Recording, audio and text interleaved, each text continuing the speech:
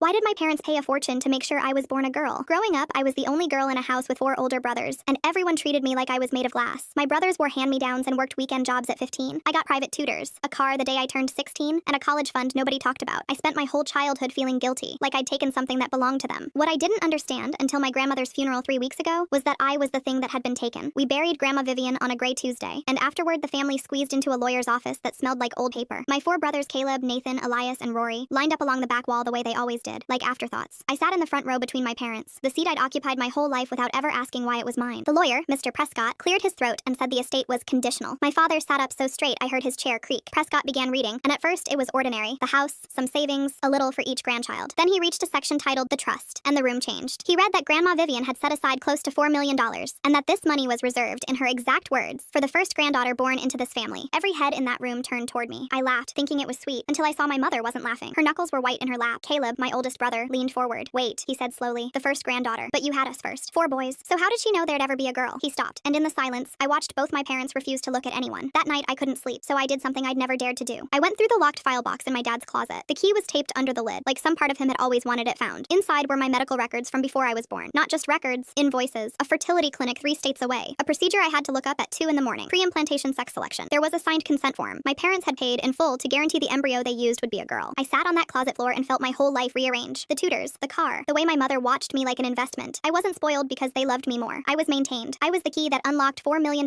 my grandmother had dangled just out of reach. And my parents had spent 20 years and a fortune building a daughter to fit the lock. The next morning, my mother was already making my favorite breakfast, the one she only made when she wanted something. "Sweetheart," she said too brightly, "Mr. Prescott needs a few signatures from you this week. Just paperwork. The trust releases once you sign it to us." And there was the last piece. The money didn't go to them. It came to me. Grandma Vivian, who everyone swore was sharp until her final breath, hadn't left a cent to my parents. She'd left it to the granddaughter they were desperate enough to manufacture, and she'd made sure that granddaughter had to sign it away herself, of her own free will, at 21. I turned 21 in 9 days. My father walked in, saw the file box under my arm, and went pale. "Where did you get that?" Not a question. My brothers drifted into the kitchen one by one, and for the first time in my life, I wasn't sitting up front alone. I laid the invoices on the table where everyone could see them. "You didn't want a daughter," I said. "You wanted a signature." My mother started crying the way she cried when she needed the room back on her side. My father started explaining about providing for this family and what any parent would do. I let them talk. Then I looked at my 4 brothers, the ones called afterthoughts their whole lives, and I understood we'd all been robbed by the same 2 people, just in opposite directions. I picked up the phone and called Mr. Prescott. My parents went still, certain I was about to sign. "I want to know," I said, watching my father's face. "What happens to the trust if the granddaughter declines it?" Prescott was quiet a moment. He told me, if I said no, every cent went to the children's hospital named in the will. Nothing to my parents. Not ever. My mother reached for my hand. "Baby, think about this family." I looked at the brothers my parents had spent 20 years treating like nothing, and I made my choice right there in the kitchen. "I already did," I said. "You should have raised a daughter instead of a key."